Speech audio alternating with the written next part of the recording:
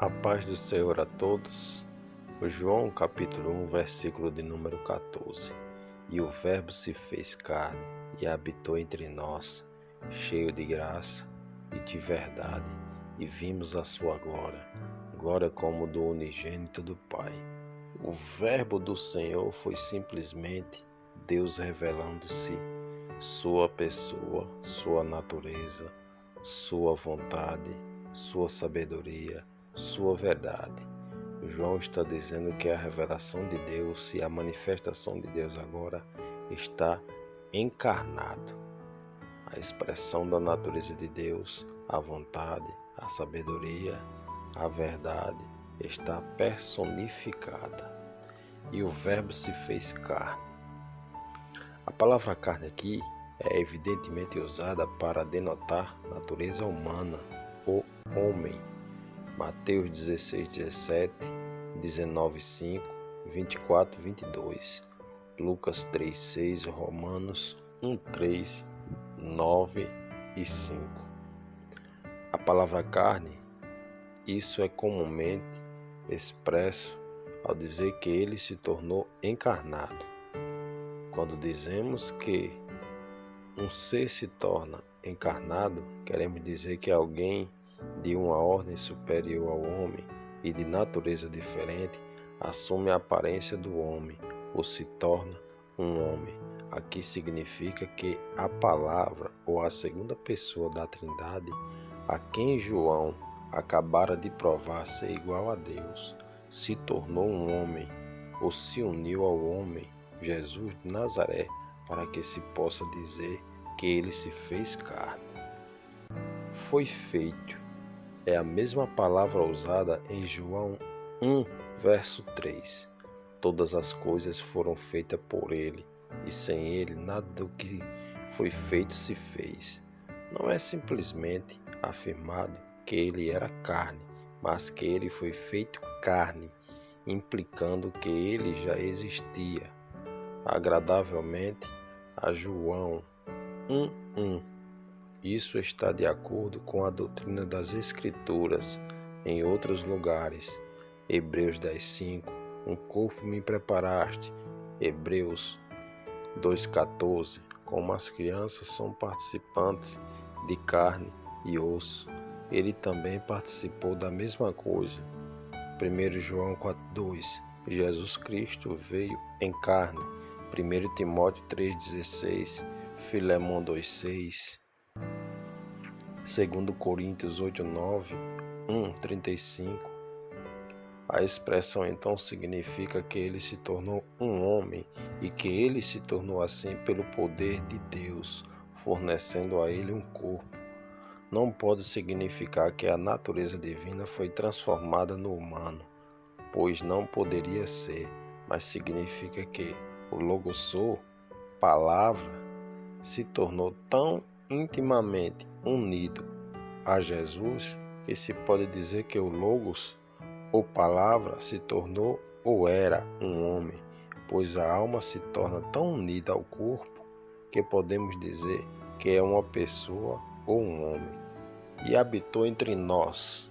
A palavra no original denota habitava como em um tabernáculo ou tenda, e alguns supuseram que João quis dizer que o corpo humano era um tabernáculo ou tenda para os logosto, em alusão ao tabernáculo entre os judeus, no qual habitava a Shekinah, o símbolo visível de Deus. Mas não é necessário supor isso. O objetivo de João era provar que a palavra se tornou encarnada. Para fazer isso, ele apela a várias evidências. Uma era, ele habitava entre eles, peregrinaram com eles, comeu, bebeu, dormiu e ficou com eles durante anos, para que o vissem com os olhos, olhassem para ele e suas mãos o tratassem. 1 João 1:1. Habitar em uma tenda com é o mesmo que estar em sua família, e quando diz que tabernaculou com eles, ele quis dizer que estava com eles como amigo e como membro de uma família, para que tivesse plena oportunidade de se familiarizar com ele e não se enganasse em supor que ele era realmente um homem. Vimos a sua glória. Esta é uma nova prova do que ele estava afirmando, que a palavra de Deus se tornou homem. A primeira foi que eles viram como um homem. Ele agora acrescenta que eles o viram em sua própria glória, como Deus e o homem unidos em uma pessoa, constituindo o Filho inigualável do Pai. Não há dúvida de que aqui há referência à transfiguração no Monte Santo. Mateus 17, versículos 1 a 9. Para essa evidência, Pedro também apela, segundo Pedro 1, versículo 16 a 18. João foi uma das testemunhas dessa cena e, portanto, ele diz: vimos sua glória. Marcos 9:2. A palavra glória aqui significa majestade, dignidade, esplendor. Glória como unigênito do Pai. A dignidade que era apropriada para o unigênito Filho de Deus, glória ou esplendor que não poderia pertencer a nenhum outro, e como adequadamente expressou sua posição e caráter, essa glória foi vista eminentemente no Monte da Transfiguração.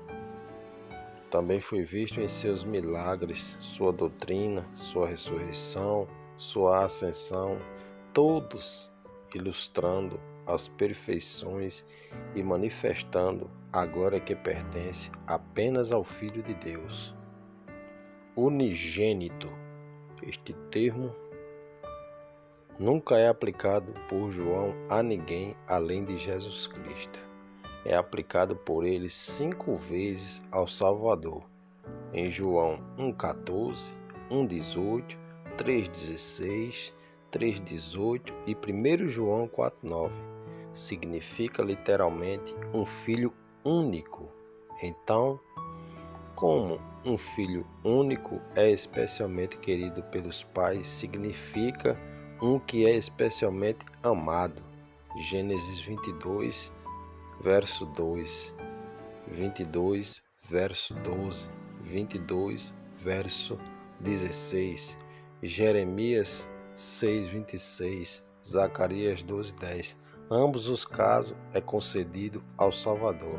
Primeiro, como ele era eminentemente o Filho de Deus, sustentando uma relação especial com ele em sua natureza divina, exaltado acima de todos os seres humanos e anjos, e portanto digno de ser chamado o título de eminência, seu único filho, os santos são chamados seus filhos ou filhos, porque nasceram do seu espírito, ou são como ele.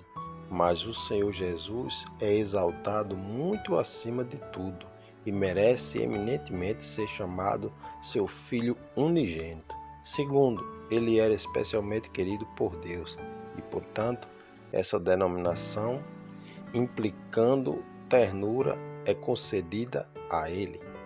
Cheio de graça e verdade.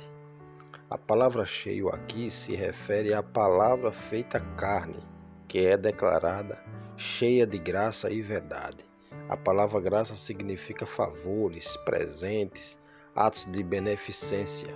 Ele gera gentil, misericordioso, gracioso, fazendo o bem a todos e buscando o bem-estar do homem por grandes sacrifícios e amor, tanto que se pode dizer que ele é característico dele, ou ele abundou em favores à humanidade. Ele também estava cheio de verdade. Ele declarou a verdade, nele não havia falsidade.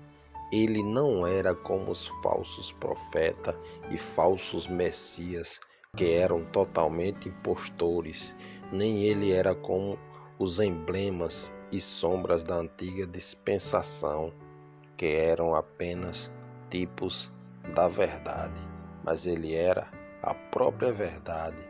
Ele representou as coisas como elas são e assim tornou-se a verdade, bem como o caminho e a vida.